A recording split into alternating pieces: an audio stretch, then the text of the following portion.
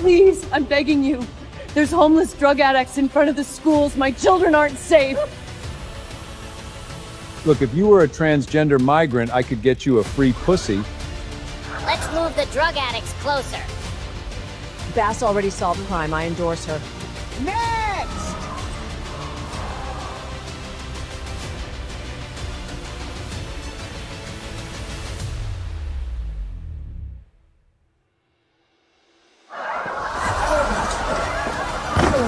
Please, I just want to rebuild my home. It's been over a year.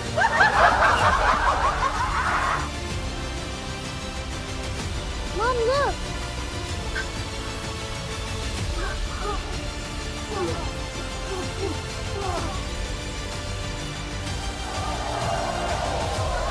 This is a machine.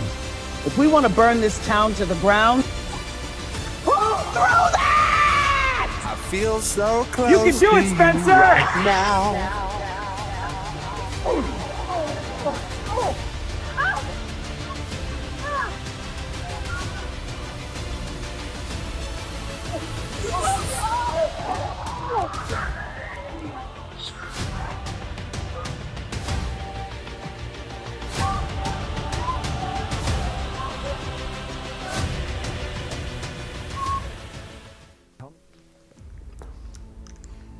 Well, good evening there, pipe pals and gals. Holy Smoking Pipe Padre coming back at you. Hope you're doing well. So, a little bit of housekeeping here. I'm smoking a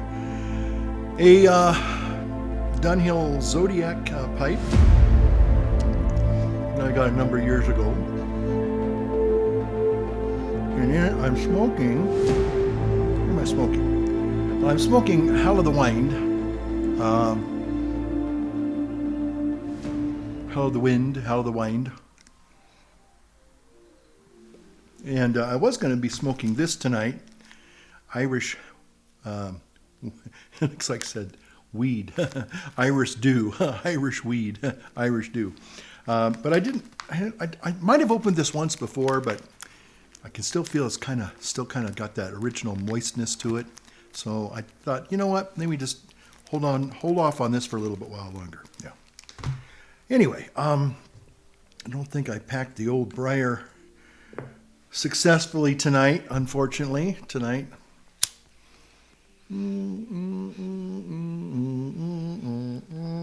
Okay, there we go.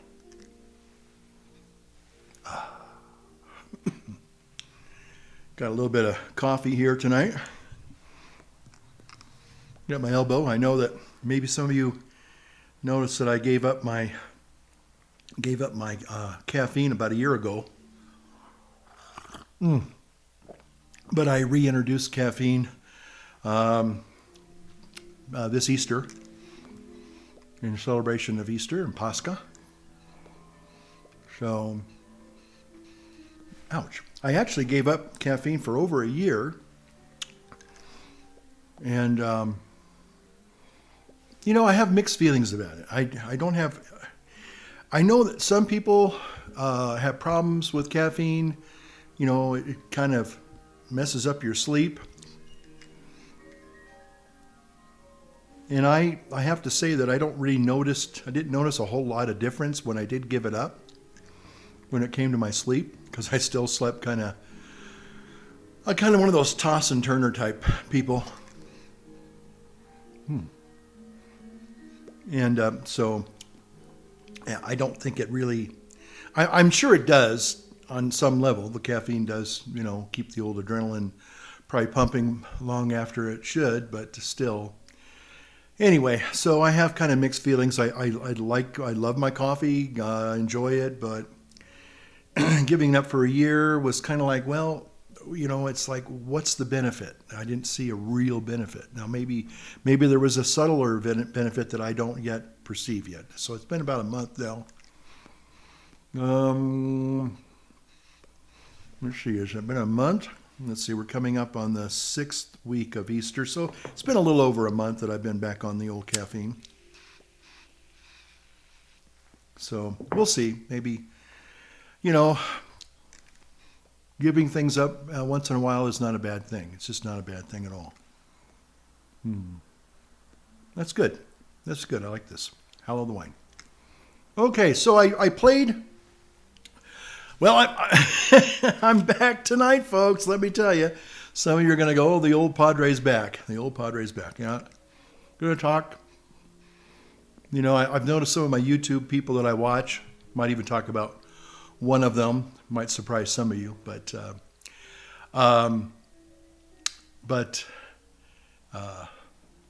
so some people I've noticed they kind of do a little disclaimer. I used to probably do that maybe back in the day. Just say that, hey, you know, this is probably going to be more of a kind of a political commentary based video. So if that's the kind of podcast you're not into, then maybe you can go watch something else. But if you want to spend time with me and a pipe and talk about life and politics and religion, then you're in the right place tonight. Yeah. Yeah, it's Friday evening, a little bit after 6 in the p.m. So I can say Friday evening smokes. Friday evening smoke stories. There you go. So I played that interesting Spencer Pratt, I guess that's his name, a young guy who is giving Karen Bass Ackwards a run for her money, the evil witch. I mean, what happened in L.A., the L.A. fires, was horrendous, and those people still have been able to put one nail in a piece of wood to start rebuilding. Shame on them. Their political agenda has been stripped bare for all to see. Basically, what happened, if you remember, a year or so ago, when the Palisades burned up in down south. We're actually now Palisades North. That makes me very nervous. Okay, just saying, makes me nervous. But the Palisades South burned down. That's on the coast. Beautiful, beautiful properties. What used to be. Now, it looks like, you know, something that was bombed out in World War II. Let me just see if this mic's working. Testing 1, 2. I'm using my 1950s, well, it's not really from the 1950s. I mean, the design is from the 50s. An old, but it's a current new version, but it's well built. It's a metal microphone, and I've used it a couple times. It's the Super 55, Shure Super 55. And then the radio goes off again. Oh well. I think those people don't like me because I don't like their politics. I call them up when they do their pledge drives every year, and I say I love the music, but I really hate your politics. And they'll go, "Why do you say that?" And I go, "Well," and I go through a litany of why I don't like their politics. I've noticed in the last couple of weeks, every time I do that, there's something fishy going on with the radio station, and probably tied to my phone number, so they make sure that I don't get good reception or something. I don't know. I mean, it's a conspiracy theory. But anyway, I played that little AI video, which was very well done. And it just shows Karen Bass being like this evil judge, you know, and then Gavin Newsom and Cam Harris, Cackling Harris, and, you know, the Democrat Socialists of America. I guess that's what DSA stands for, Democrat Socialists of America, basically communists. And this Spencer Pratt's going to take them to the woodshed, and I hope he wins. I don't know if he can do anything at this point. LA and maybe even California is kind of, we're past the point of no return. You know, we're going to become a third world state, third world country. You need a second mortgage to go buy a tank of gas. Anyway, so I thought that was a great AI campaign video, and it, you know, it kind of, you know, there's a lot of people out there that are just sick and tired of politics as usual. maybe this will be the year when California wakes up and stops and throws out, throws out the bums, you know, and the woke and the DEI, and say, let's get some common sense legislators and people in the government to start turning things around, because, you know, you can only give away the store and you can't expect to stay in business. You know, Moron Scandami in New York has turned New York. It was already in dire straits, and I don't even know how it's going to pull itself out of the financial ruin that Moron has put it in. But people like Moron Scandami and that, what's her name, Pam Spamberger or Scamberger up in Virginia, and the other loon in Washington State, and of course our Governor Newsom and Karen Bass Ackwards. These people have literally destroyed our country. I mean, our country, or at least our states. You know, they're in love with communism, and they think that somehow that communism is the utopia, and they're going to, by golly, you know, over not my dead body, but their dead bodies, you know. No, actually, it would be my dead body and your dead body, you know, because that's how communism basically rises, only to fall. So please read some history, folks. Read the Gulag Archipelago by Solzhenitsyn. Just all you need to do is, you can even find it the audio book on YouTube, and it's like 16 hours or 14 hours of that book. I'll tell you what, if you want a sobering reality, I mean, be prepared to be extremely depressed after listening or reading that. But what communism is, the promise of communism is never the result of communism. Now, why am I seeing so many shadows on my face here? Oh, normally, okay, that's why, because, oh, I see, that's a tree shadow that's falling on me from outside, I think. Yeah, so it is what it is. Sun is setting. Sun's over the yardarm, going down. Yeah. So anyway, so that's why I played that that AI video. They had a debate the other night. I guess they had not only a gubernatorial debate, but they also had a mayoral debate. And Spencer Pratt kind of wiped the floor up with with Karen Bass Ackwards and the other gal whose name I don't even know, and probably very insignificant. But anyway, and it looks like Virginia was trying to do a Democrat sneaky thing by the gerrymandering thing. That's what they did here in California. The only way, I guess, the Democrat commies can win now is by mail-in voting and gerrymandering. You know, that's their only hope. You know, it's sort of like them trying to tax, you know, the life out of everything and everybody. You know, that's not how you grow wealth. That's not how you grow, you know, a healthy financial, you know, the whole thing is, well, everybody has to have an equal living wage. Well, that's not reality. You know I've said it before on this channel. You know, when I was growing up, one of the things that I remember teachers, back then when we had real teachers, you know, adults in the classroom, you know, they would say, you know, boys and girls, you know, young men and young women, whatever, students, you know, the world doesn't owe you a living. You have to go out and you have to make your way. And being the good little capitalist that I was when I was, 13, I got a paper out and I realized, oh, if I do this work, people are going to give me money. And if I do more work and I work harder, I get more money. It's simple. Does it mean that I'm going to be a millionaire, or do I want to be a millionaire? No. But if you know how to, you know, work in the system instead of trying to destroy the system, it does work for you. But again, the people that I know that are have a decent living wage, you know, they're not millionaires either, but they have a comfortable living life. But they worked for it, they earned it. And but a lot of people, especially young people, they don't want to have to get their hands dirty. They don't want to have to work for anything. And it's sad. It's really sad because they've been lied to. They've been lied to that this new utopia is coming. You know, this new utopia called socialism or communism, or it's all coming, you know. But anyway, so that was one of the things that I wanted to talk about. And I guess now we're getting ready for a new pandemic, or scandemic, if you want to call it that, the hantavirus or the hantavirus or something, you know. Basically, there's a guy named Salty Cracker. Maybe some of you know of Salty Cracker. Forgot his name. anyway, he's really an interesting guy. He's a little bit on the spectrum. I would say he's probably got a little bit of Asperger's, but he's very entertaining and very witty.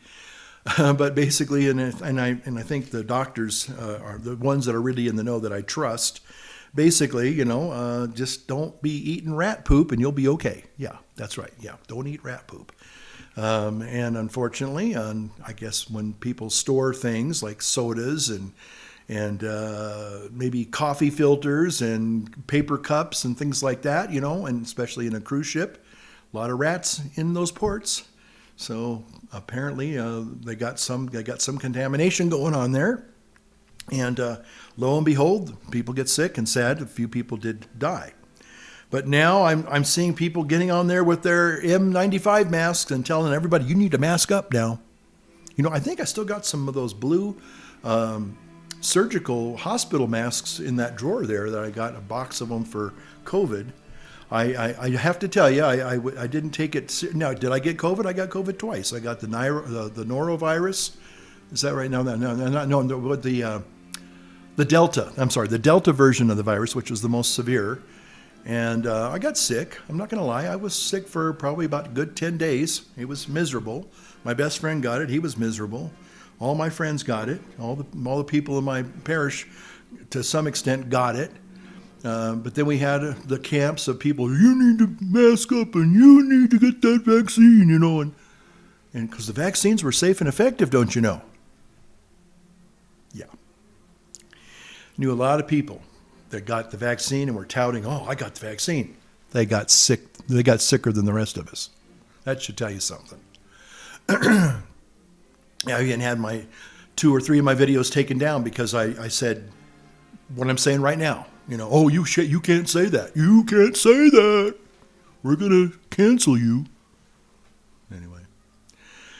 So it looks like the people that are longing for the COVID days, boy, they're already on board with this, man. The big pandemic is coming. You better get your N95 mask. You need to start quarantining right now, Oh, there's some people that just love living in fear and forcing everybody else to live in their fear-mongering. So forgive me if I sit this one out. Thank you. If you want an N95 mask, go buy one for yourself. But don't think I'm not going to be wearing one.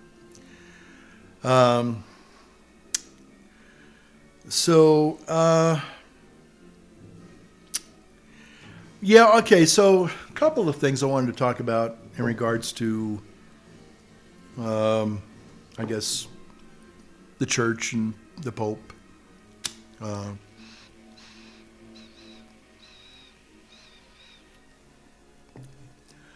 Apparently, there was a study that came out. There's been a thing going on for the last 10 years when Pope Francis was here. He started this thing called the Synod on Synodality. And if you ask me what that means, we're still trying to determine what that means. What does that mean? Define that for us, please.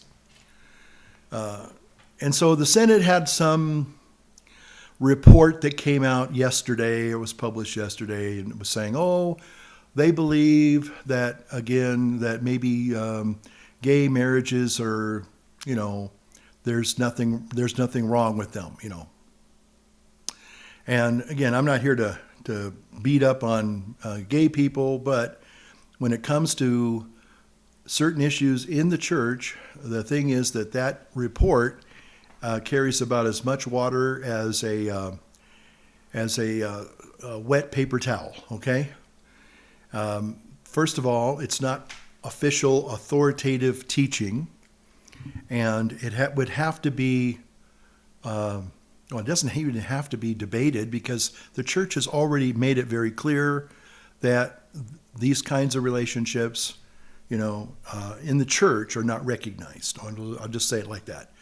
They've never been recognized and they never will be recognized, okay? And for people to get their hopes up, just like the communists out there, this is going to be our utopia. All you do is you set yourself up for disappointment and frustration in the process. Again, if you want to live a certain life, you live a certain life. But when you try and force, the faith to now bend over backwards and declare something that has clearly been has been clearly identified for millennia as is wrong, then you're basically barking up a wrong tree. You are reaping. You're going to reap the whirlwind. Okay, you're trying to force change where that's not going to happen. And I know some people understand that, they accept it, and it's like, hey, it's not a problem for me because I don't care, and you live your life. But anyway, so I don't know what's going to happen. Again, I think Pope Leo, I'm going to reserve the right to just not talk about the guy because I kind of feel that he's been blackmailed by the cabal of lavender mafia in the church. And these guys, they again, a lot of them talk out of both sides of their mouth. Well, we know what the church teaches, and we know that the church does not accept this, but... No, there is no but. Okay, there is no but, okay?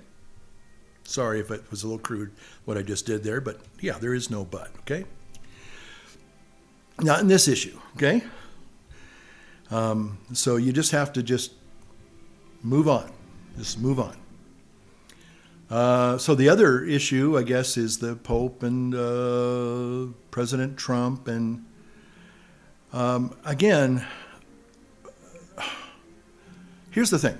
I don't know if I said this. I think my last video was a little over a month ago, and thank you for some of your comments. I'll probably be reading them tonight because what I do is the night or the day I launch a new video, then I go back and check the old ones so that way I know that I can answer all the questions for the previous video and then get ready for responses or comments on this one.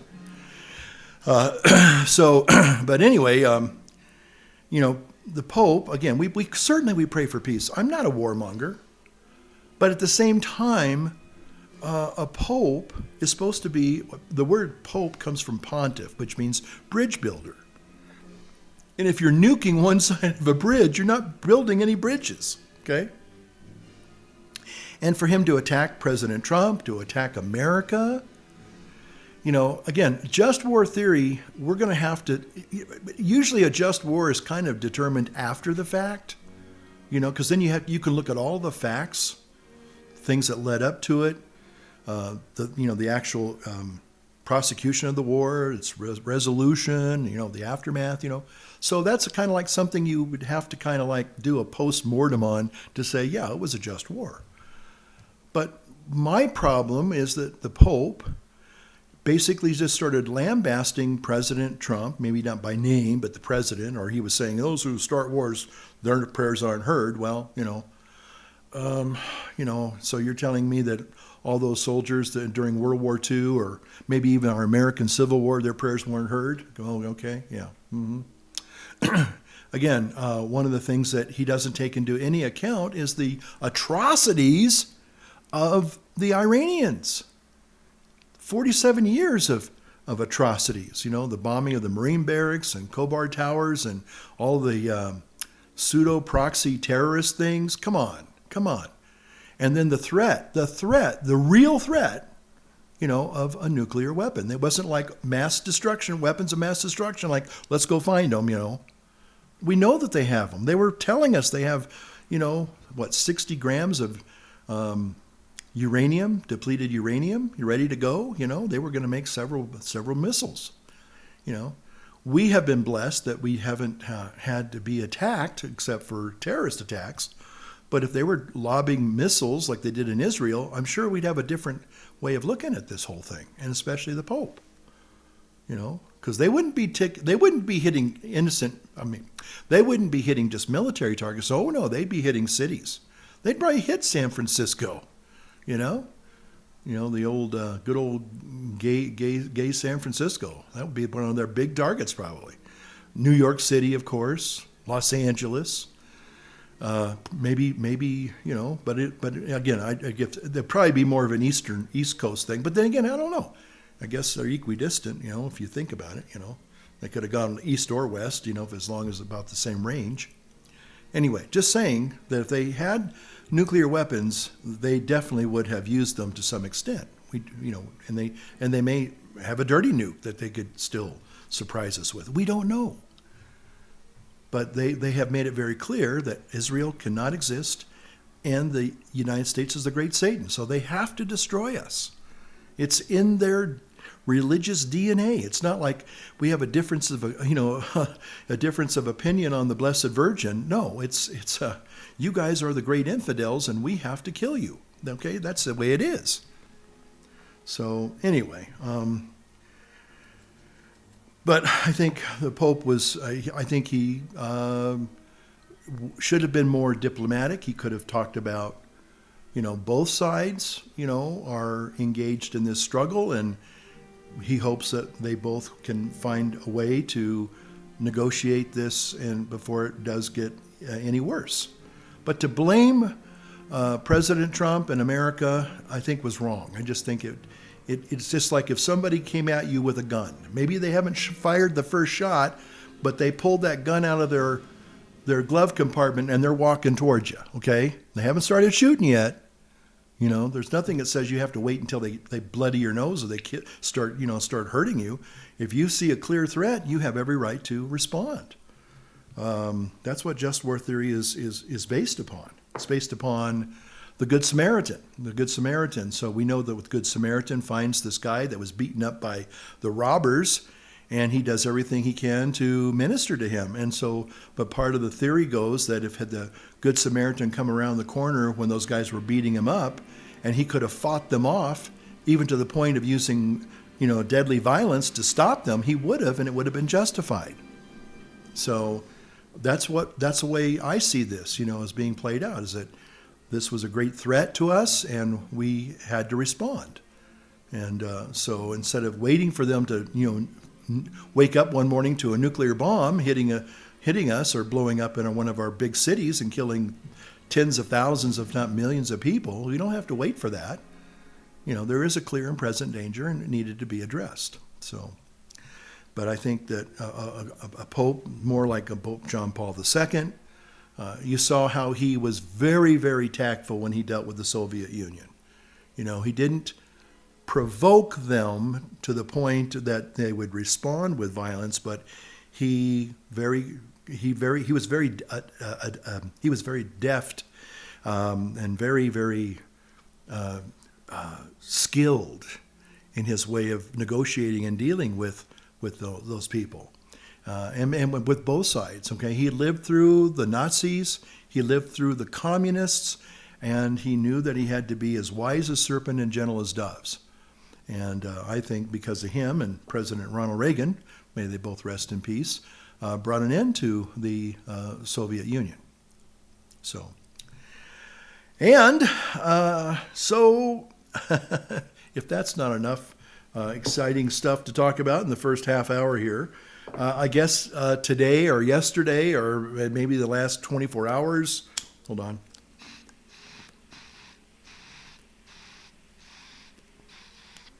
The White House has released the UFO files, I guess. I'm kind of thinking it's like when they released the Epstein files. It's kind of a big nothing burger, okay? But some people are really excited about this. And, they're, oh, wow, aliens are real. Boy, I can't wait to, meet E.T., and all this great stuff. Well, I'm not going to hold my breath. I just don't know if that's something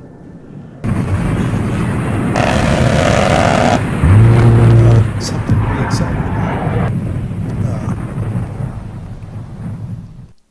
about. Are there UFOs, unidentified flying objects? Absolutely.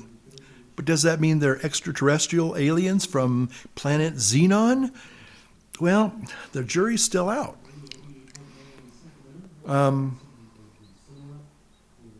If you look at some of those anomalies, I guess that's what they're calling them, anomalies, unidentified anomalies or whatever, or unidentified phenomenon or whatever, that's a new term now, not UFOs. I think UFO is still perfectly valid, but they just don't look like anything extraterrestrial. They look something like when you move I have an Apple Watch. Well, here it is right here. And when I had a kitty cat, when I would get my morning coffee, I noticed the cat would go like that and start looking around. And I'm going, what is that cat looking at? And it turned out that the morning sun, now that it's kind of like the evening sun, would glare or shine, reflect off of my sapphire crystal there, and it would bounce on the wall. And I wasn't aware of that until I kind of, I see what the cat's responding to. And I go, what is that light? And then I realized it's coming from my watch, okay? Again, I had no idea what it was at the time, and it was kind of like, whoa, the cat's going wild. What's going on here? Does it see a ghost? Is it see an extraterrestrial? And then I found out, no, it's just a little anomaly from my reflection from my watch crystal face. That's all it was. But once you realize what it is, and it's kind of like, it takes kind of the mystery out of it. And I think a lot of us, to be honest, we love a mystery. We love those those things that can make us go down the conspiracy rabbit hole. It's like, well, and all, you can, whatever conspiracy theory you want to subscribe to, you can do that if you want to. One of the things I was going to talk about just briefly in passing was, let's see here. I think I've done the church issues now. There's a group. I like to watch lots of different videos. Might have shared this. One of my guilty pleasures is watching Arkansas state troopers do pit maneuvers on the people that have, trying to outrun the cops. I just love those, Now, sometimes, I hate to say it, but sometimes they can get pretty grim. They're pretty. There's a series of where they're fatal crashes after the pit maneuver. So don't outrun the cops. That's all I'm going to say.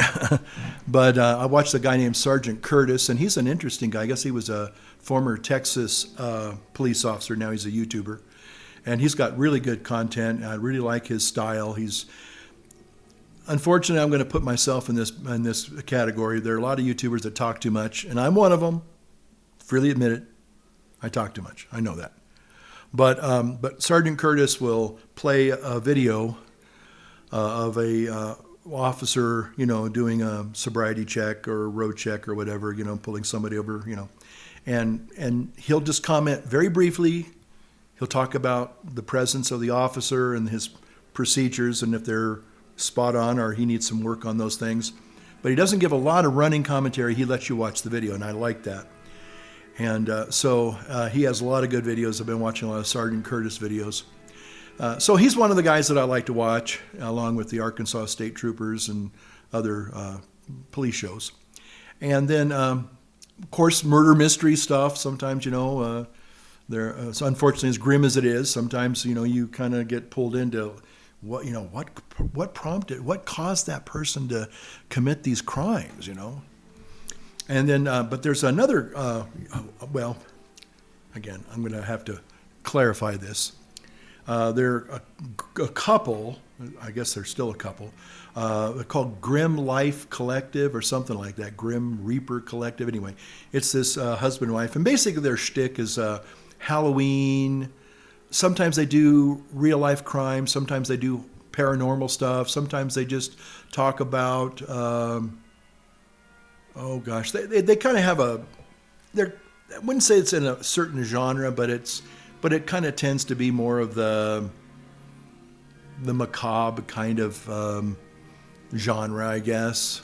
Anyway, and so the guy's name is Michael, and her name is Jessica, I guess. And anyway, they're an interesting couple. She dyes her hair yellow and green, and but it's part of their shtick, And but anyway, but their videos are quite interesting. Also, they do old Hollywood. They really like old Hollywood, and talking about old Hollywood stars. And I think they did one on Jane Mansfield's gates of her property. I guess that property got sold, and they tore down her pink palace and her pink swimming pool, but they left the gates up with the big fancy M, or JM for Jane Mansfield. Anyway, but.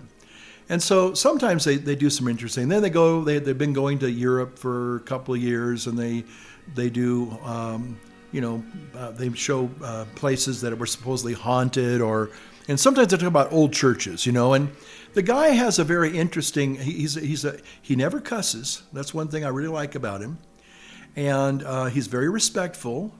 He looks like he's a goth. I guess that's what I would call him, a goth. They look kind of gothy to me. Whatever. I don't know that much about it except they wear dark clothes. Hey, I wear dark clothes. Maybe I'm a goth. I don't know. But anyway. So anyway, but the guy he writes good scripts, or at least he really thinks out his videos. He has good photography. They're very interesting, and sometimes they do like, Halloween hay rides and haunted houses. I forgot to say that too, but anyway, but apparently, and one person said, I think they put their finger on it, and I could be wrong, but apparently around just before the turn of a certain month, they put out a press statement. Interesting, that somehow that they're getting a divorce, but they're going to still remain friends and partners, and the guy's going to transition into a girl. Okay. And I just watched one of their videos, and to me, I didn't see any real difference. They're like I said, they're kind of on the spectrum. They're a little bit kind of like Asperger's kind of folks anyway. I mean, I think they're interesting people. I'll just say that. I am not making any judgments here at all. But I thought, well, wait a minute. I thought they weren't married anymore, but they were like, well, we're going to stay friends and maybe work together. And anyway, but one guy said, I think people had got tricked into this. They were punked. Basically, they put this statement out apparently on April 1st. And I'll just let it go from there, okay? Because I think it was just they were trolling everybody. And so good job, guys. Good job. You were trolling people. You got a lot of people trolled. Again, you live your life, but I think that it's because they're into the fantasy genre. Really, that's what it's all about. Really, it's kind of like this. They're just intrigued by all this, either fantasies and conspiracies. I'm sure they're going to do a video soon on the UFO stuff. So that's kind of their shtick. That's that's their kind of bailiwick. They're kind of following those kinds of stories. So anyway, they're very entertaining. Again, I don't think there's nothing of a religious value to their channel. They're just entertaining, and sometimes I watch, like I said, some interesting channels, and they're interesting. I will say that. So whether or not the guy actually is going to turn into a girl or not, I kind of think it was an April Fool's prank. So God bless him. Let's see, where were we at here? Well, I've got a half an hour into this one here so far, a little bit over a half an hour maybe. So one of the things that I again, talking about things that I've been kind of fascinated in, I know some people might be a little kind of surprised by some of the things that I'm interested in, other than just being a Padre. Let me light the old briar here.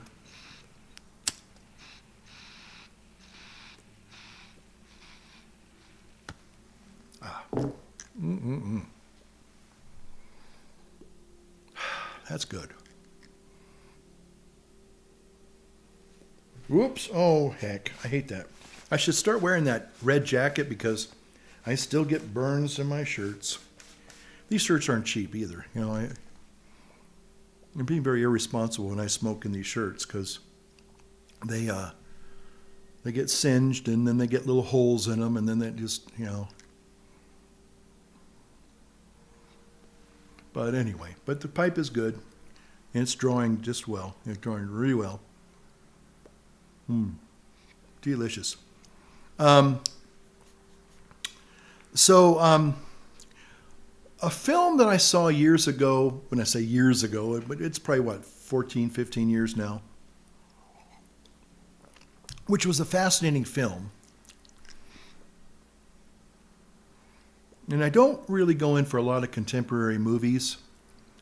I still have to tell you that if I'm going to watch a movie, I really watch something that I really and even know that I've seen it before, and I'm going to watch it again and really enjoy it.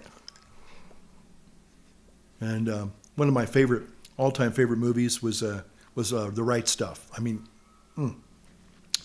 that is a great movie.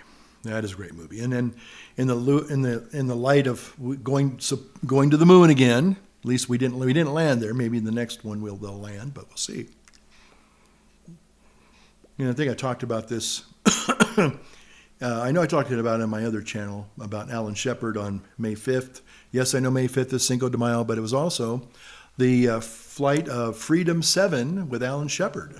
The first suborbital flight of American in space. And I remember being a little boy, I guess I was 5 years old, and I was listening to the radio because my mom said, "Hey, guess what? There's a man in outer space." And, and I was excited about that. I didn't know why, but I thought, wow. And I remember going outside, and I think I had one of those little cap things. They look like a little metal rocket, and you put a cap in it, and you throw it up, and it lands, and it goes pop. And I remember playing with that, and I remember going outside with my little rocket and looking up in the sky, and I go, "Where's the man in outer space? I want to see the man in outer space." Yeah, I remember that. But anyway, so yes, May 5th was the anniversary of Alan Shepard taking that first suborbital flight into space, starting our race with the evil Soviets. Yeah.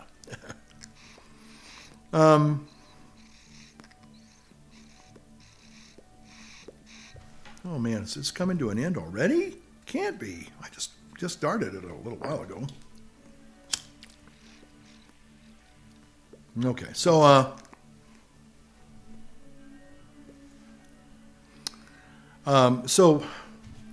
anyway, how did I get onto that? Okay, so I was going to talk about movies.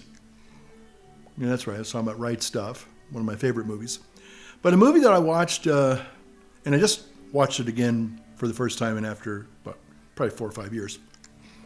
And I'll tell you why, because there's a tie-in with our local community up here. But that movie called Gone Girl. It is a very fascinating movie. Fun movie to watch. A lot of good acting. I will say that.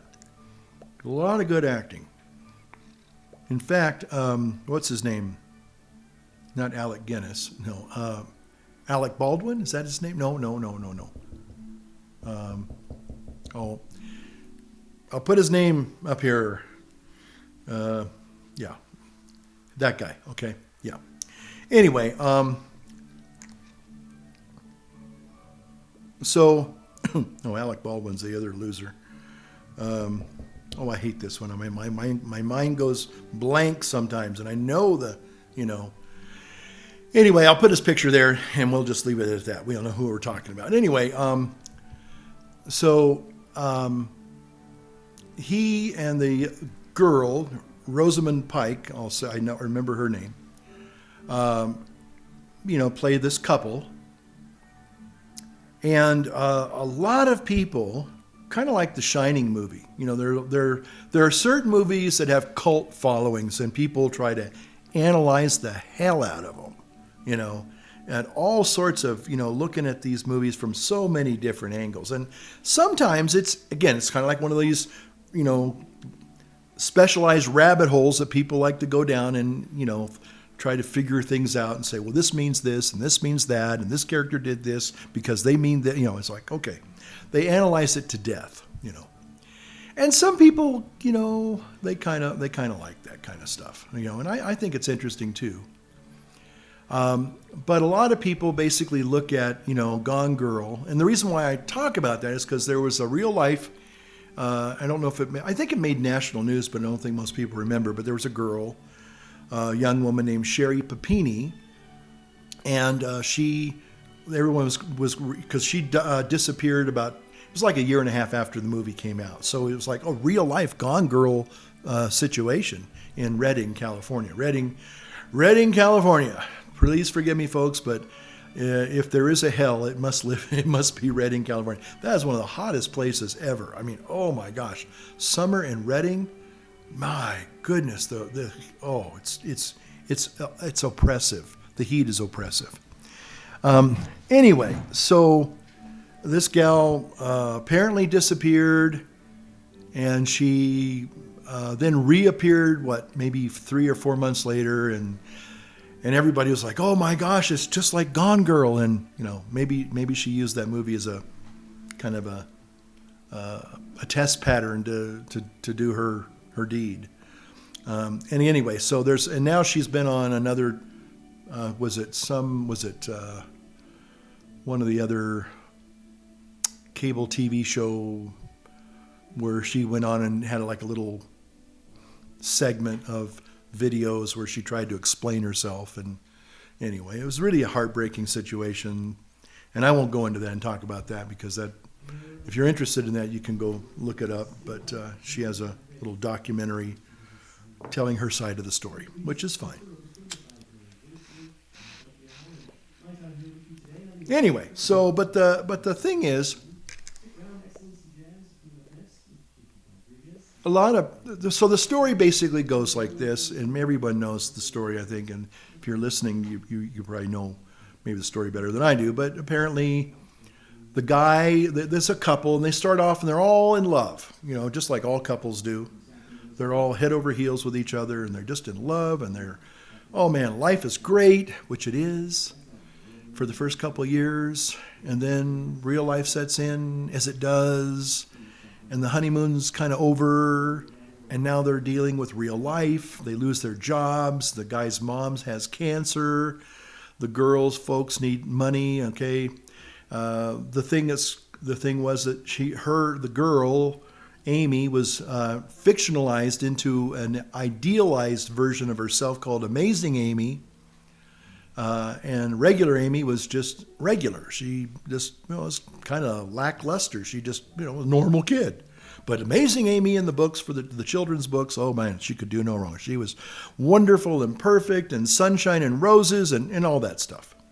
So the kid had to kind of live with that alter ego, but it was kind of like this idealized version was held over her head to some extent, and I think that probably did some. As you look back on it, a lot of people say kind of did probably some psychological damage to this person, which probably did.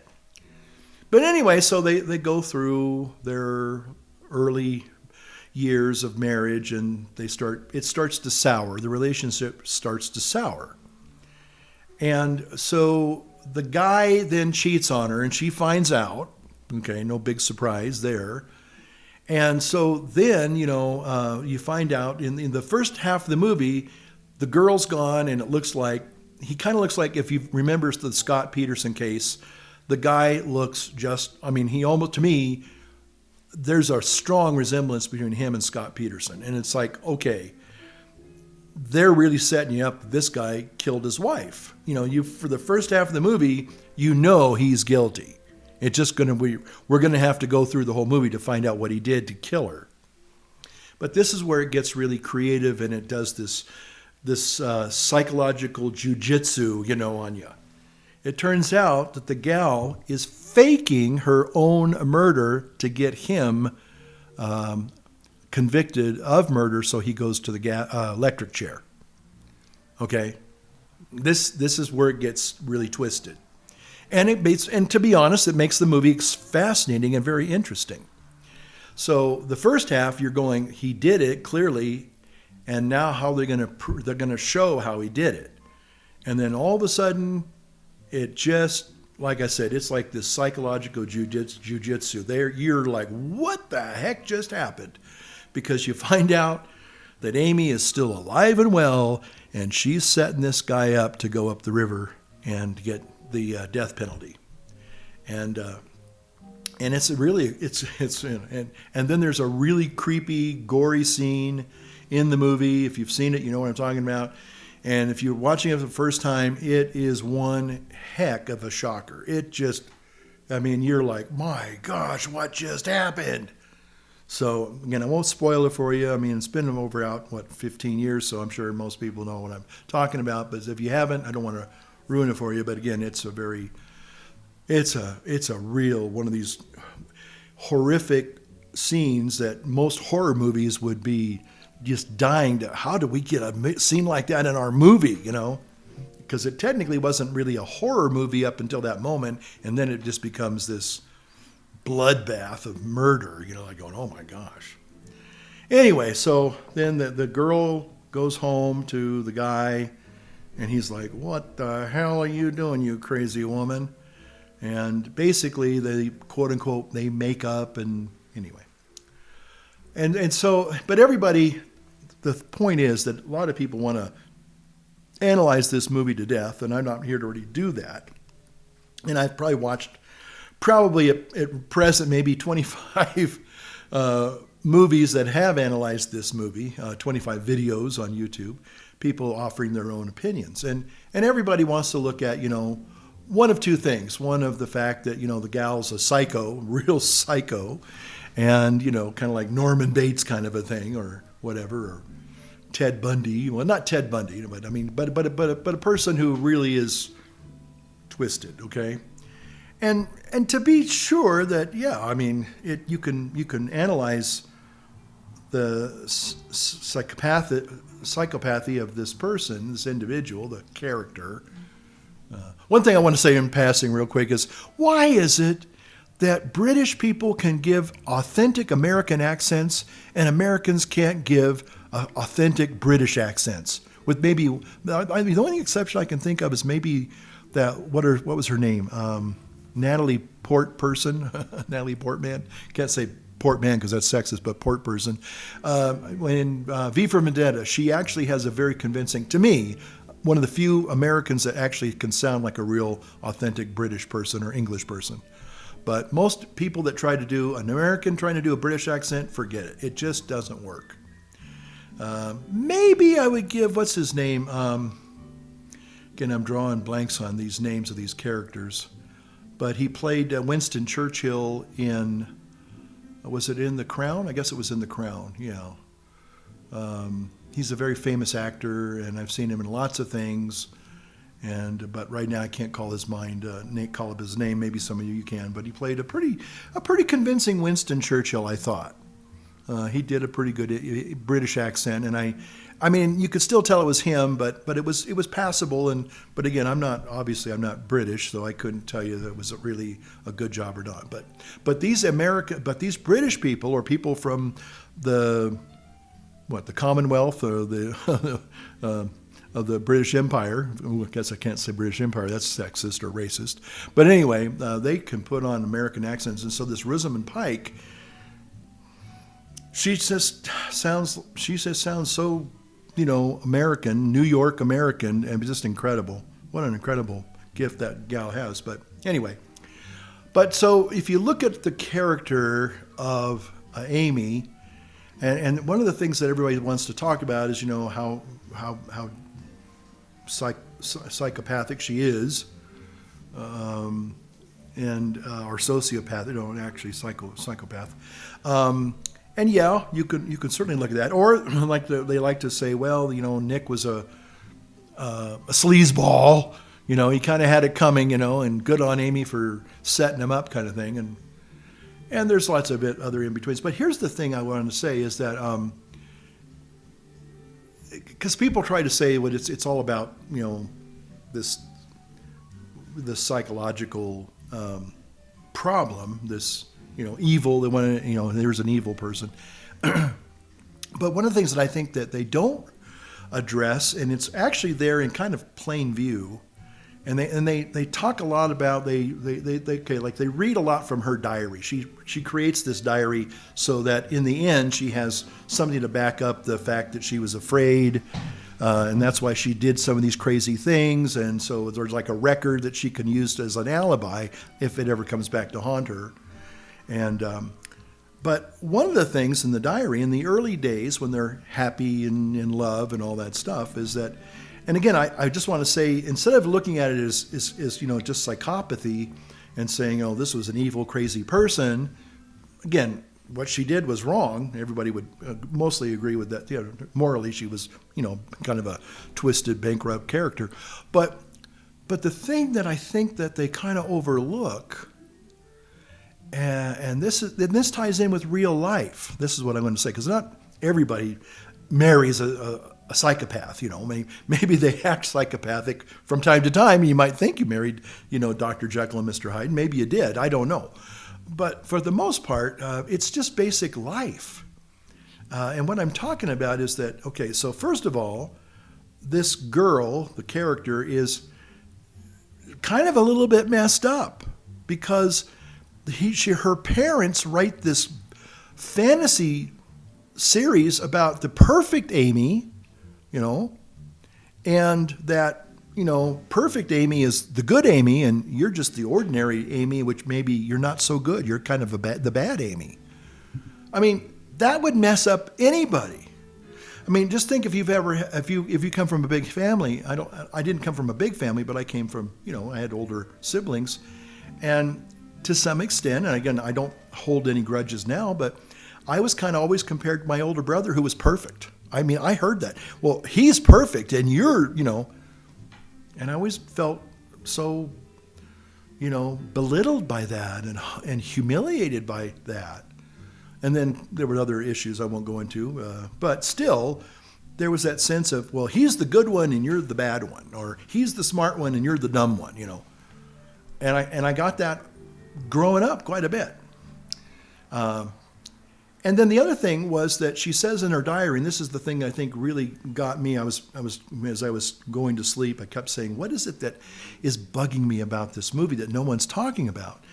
And the point is, she says that in her diary, in the first maybe half hour, when they're doing their lovey-dovey stuff and they're all the courtship and all that, she says, oh, everybody told us that marriage is hard work, hard work, hard work, hard work, and, abandon all hope, ye who enter here, but for me and Nick, it's not like that at all. It's just good.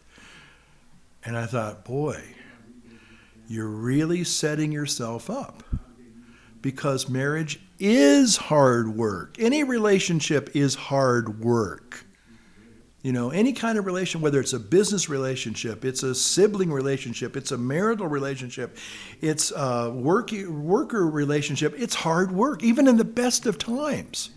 There's going to be friction. There's going to be times when that person just irritates the hell out of you. You don't want to be in the same room with them, You might love them to death, but there are times that man, go away. Leave me alone. That's just normal life. And I think what they were trying to say is, well, because they kept saying, well, they appeared to have this perfect marriage. There's no such thing as a perfect marriage. There's no such thing as a perfect person. And that's, I think, the real bottom line of that movie that a lot of people just kind of gloss over. The real learning curve there for people that can really take something home and learn. Not like, oh, that gal's a psycho, bitch, and all that. Again, not saying that there aren't out there people, psycho guys and psycho gals, absolutely. But the fallacy was, again, this fake thing of it's all going to be perfect, like a perfect Amy. There was no perfect Amy. Amy was a fictitious person. And a perfect marriage or, one without problems is fantasy. It's make-believe. It's not real life. And so if they were thinking, and it seems like if you go back and look at it, because I kept saying, what is it that there's a kernel here that keeps, it's like this little sand that kept irritating me about this movie. What is it that's bugging me that no one's talking about? And the fact is that they were saying that, oh, our marriage is perfect. And I thought, that's it. That's the problem right there. They set themselves up for failure from the very beginning. And how it plays out, then it goes, bzzz, it's like you wind something up, and then all of a sudden you let it go, bzzz, And so that's just the aftermath of setting yourself up. And I remember one time I was counseling a young couple about they were getting ready to get married, and the guy, this guy came in and you could cut the anger with. He said, I don't care about getting married in the church. I don't want to meet with the priest. I don't want to talk about it. I just, let's just go through the ceremony and be done with it. And the parents said, well, you got to meet with the priest. You got to meet with Father, and he's going to talk to you about. And that guy came in. I'll never forget. He came in and he was like this. He wasn't. There's like shields up, Captain. This guy wasn't going to talk to me at all. And I don't know what happened, but, and the girl was like, I said, well, and I kept trying to we were trying to talk about the formality of the paperwork that they had to turn in, because there's a paperwork thing you have to do. And he resented that. I don't see why I have to fill out all this paperwork, And I don't see why I have to be here, And so I said, look, and I remember, and I think it was right after, come to think of it, it was right after I probably watched that movie. Believe it or not, because that's when I've watched it. This goes back like 14 years. And I remember thinking, these young people, everything was, the guy had this great job, and she had all this money from the books that her parents wrote about her, the fictional version. They had a lot of money saved up, and they were living high. They were living large.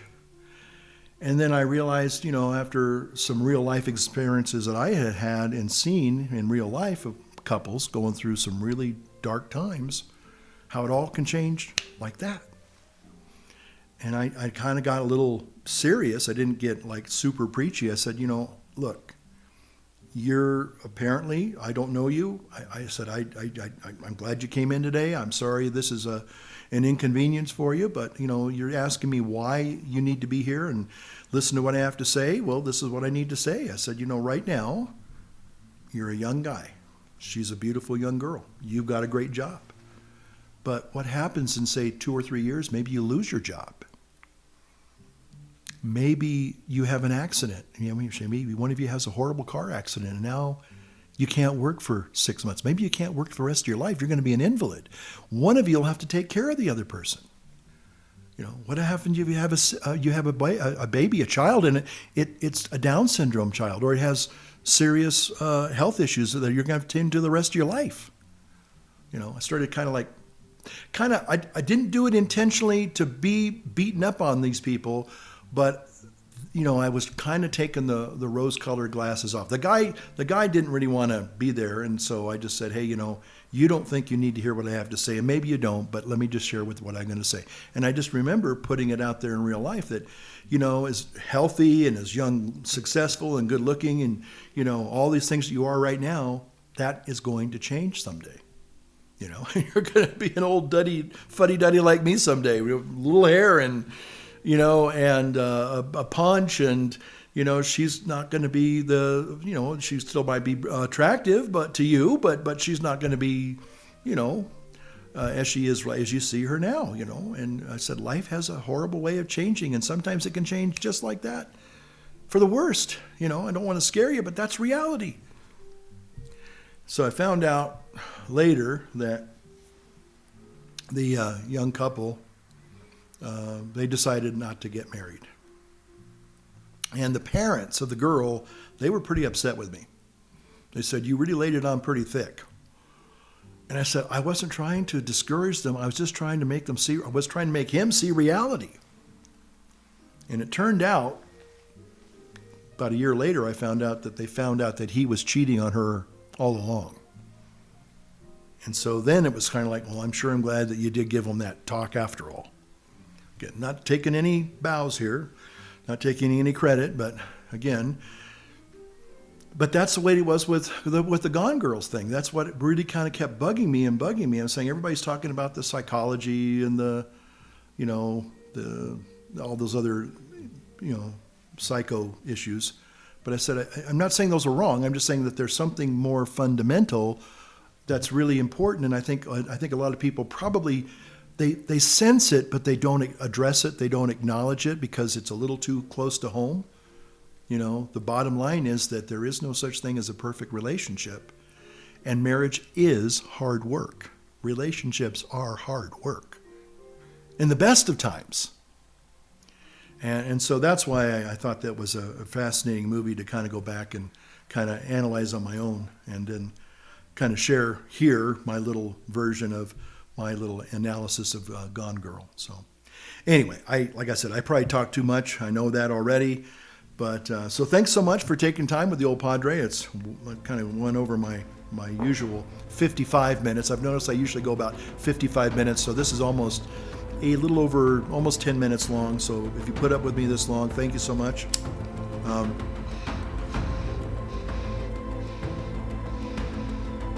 Hope you're having a great weekend coming up. Happy Mother's Day out there to all of you mothers.